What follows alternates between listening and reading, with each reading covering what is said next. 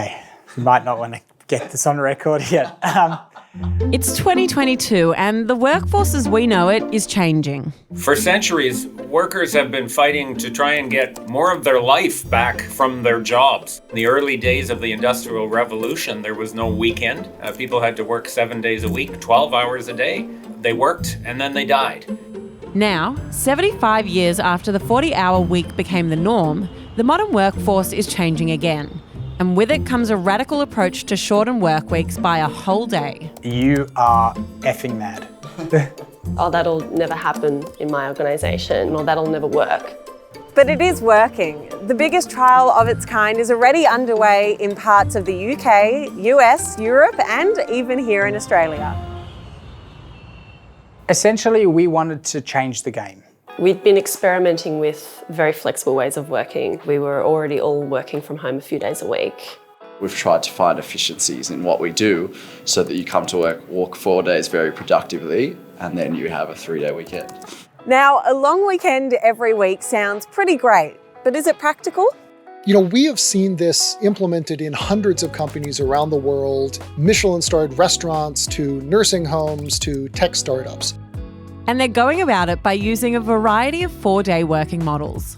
The 100-80-100 principle is this concept that we will pay people 100% of their salary for 80% of their time with the expectation that they will deliver 100% productivity. So definitely about working smarter. Productivity's actually gone up and people are coming back much more energized, much more refreshed, and very thankful of the initiative. And for some, a shorter work week has enabled them to pick up a few extra skills. I decided that I was going to use that time to start my own little business. I went and did my bar certification, which is a combination of yoga, Pilates, and ballet. So I do coaching on Fridays. I've really just filled my week with more work, but it's something that I really enjoy. One of the biggest things is getting that pesky admin out the way, which generally takes up your whole Saturday or Sunday. So your grocery shopping, Medicare, going to the bank, lining up at Service New South Wales. But would this work across the board? What about a hospo worker or a nurse? How would they do a 4-day work week?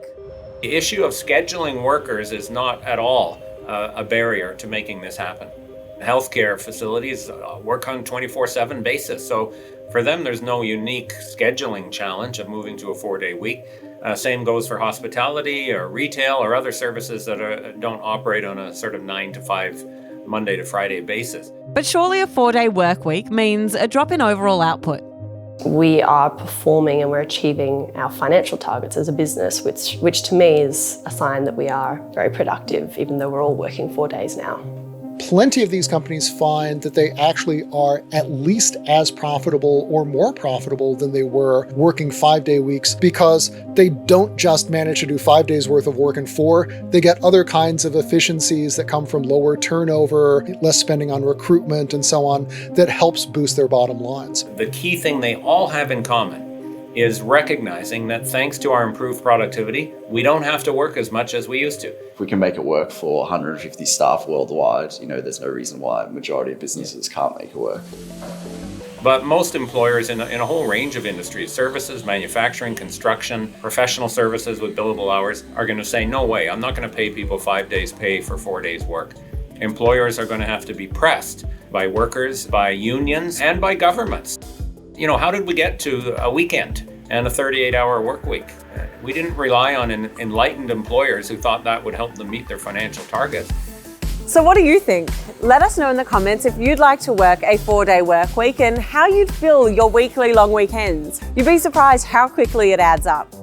If you assume that people work 50 weeks, if you move to a 4-day week, you're gaining another 50 days off. And so every 5 years, you are creating a whole new extra year of free time that you didn't have previously. And I think a lot of us, if we were given the gift of another year, would see that as something pretty special.